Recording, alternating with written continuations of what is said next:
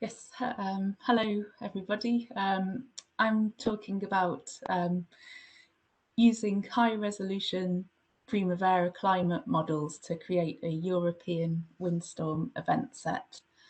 And I'll just start by saying a few words about the Primavera project. It was an EU-funded project that lasted for 4 years, and it's finished now.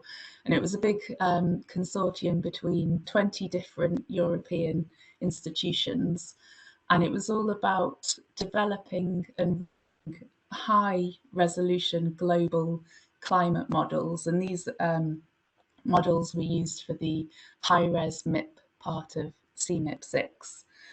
But in addition to that, there was another part of the project about using this climate model data to benefit different sectors of society, such as and different industries like the energy industry, agriculture, and finance and insurance. Oops. Sorry, trying to get the yeah, so the work done here was, this was all for the insurance sector. So we started in terms of insured loss over Europe because they cover such a big area. And some examples of famous storms and the losses are given here. So you can get nearly tens of billions of dollars from a single storm. And as with most extreme events, there isn't enough data to assess what the risk and how often these events can occur. So we decided that we would use this Primavera ensemble in order to help them assess the risk of European windstorms. So this slide summarises the models that we used from Primavera. So we've got all the different modelling institutions in the top row here, although we could only use the models, a subset of the models that outputted the required data, the ones shown with the blue boxes. And each model was run at least 2 different resolutions, one at a kind of medium resolution of about 60 to 100 kilometres, another one at a higher resolution of about 25 kilometres, and some models also ran multiple ensemble members. And we used the atmosphere-only historical experiments for this event set. They ran from 1950 to 2014. So if we sum up all the models and ensemble members, that gives us about 1,300 years of climate model data. And the advantages of using this data set compared to previous windstorm studies is that it's a multi-model study. Also, the resolution is higher than North Atlantic storm track. So these models should be a big improvement on that. And they're also global models rather than regional ones, which has implications for predictability, which I'll talk about later. And just to clarify here what I mean by an event set, we're basically just extracting all the European windstorms from our Primavera models.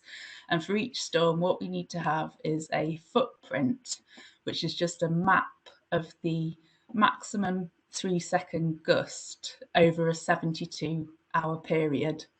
And each of these storms also needs to have a date associated with it so that you can work out the frequency of them. So here's some example footprints, and what we did was provided thousands of these files to insurance companies. They can then run them through their catastrophe models and they can work out the damages and the losses caused by these storms. But one of the issues we faced was it was quite difficult getting this climate model data to conform to their definition of a footprint. For example, the fact that it's a maximum over a 72-hour period. With extratropical cyclones, you can often get several events occurring in quick succession. So if you just take the maximum of your daily gust fields, you'll end up with several storms in one footprint. So to get around this, we had to use a tracking algorithm. We used the Hodges algorithm, and for each, we use the track points on each day to create a mask for each daily wind field to assign each location to each storm. And this is an example of our daily masks. This is actually on two storms, famous European storms in the reanalysis data. They were called Lothar and Martin, which occurred in December 1999 within 24 hours of each other. So to get the footprint for Lothar, we took the gusts only in the blue areas, and for Martin only in the pink areas, and that way we could separate the footprints from each of the storms. Yes, so these are these two storms which occurred in very quick succession, but the separated footprints. So you can see you do get different looking spatial patterns, and using this separation method, you also don't get any duplicated gusts in the footprints. Another issue was the fact we use a multi-model ensemble. We need to get everything on a uniform grid, and some insurance companies mentioned that these grids had to be 25 kilometers resolution or smaller, and also that their definition of the footprint is based on the 3-second gust, whereas climate models, most of them only output the surface winds rather than the gust speeds. So to overcome these issues, we just use this simple quantile mapping method, where for each footprint we regridded them onto a high resolution grid just using linear interpolation. And then for our mapping, at each grid point we estimated the distribution of the model winds at the grid point and the observed gusts. And we did this at each grid point separately.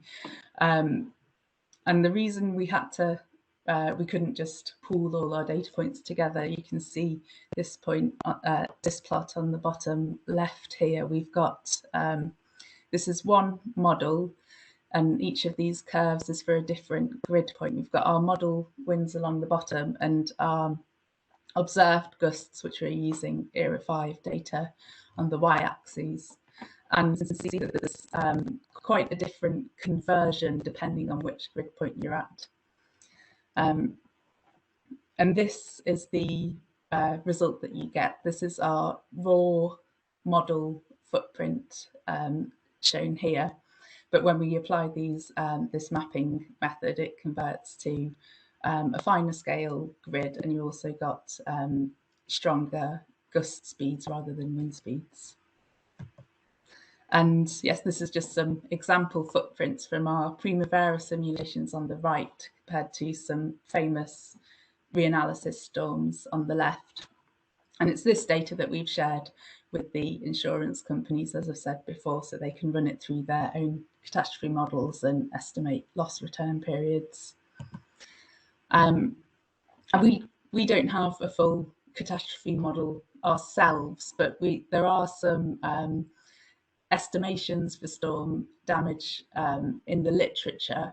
So we use this Claver and Ulbrich index, which we've calculated on each of our footprints to estimate the damage of our storms. And this is the distribution, the damage distribution that we get. We've got the number of storms per winter against the loss index. We've got Primavera in red and our ERA 5 storms in grey. And it seems that the Primavera and ERA 5 have very similar distributions, which is a good sign. And then we can use our Primavera storms to estimate return periods. So here we've got, these are seasonal damages. So we've summed up the loss index over a whole winter. We've got era 5 in black and our Primavera model data in red. And again, the black points seem to follow a similar curve to the Primavera ones. And you can get a refined estimate of the most extreme season in our reanalysis data, which was the 1989-90 winter. We've got 35 years, so the empirical return period is just once every 35 years. But according to our Primavera data, this is more of a rare event with a return period of about 60 to 100 years. And I'll just finish by saying a few words about the predictability. So because we've made this event set from global climate models, it means that you can easily extract large-scale climate indices like the North Atlantic Oscillation, or the NAO, and that's known to be very closely related to the North Atlantic storm track, as you can see here.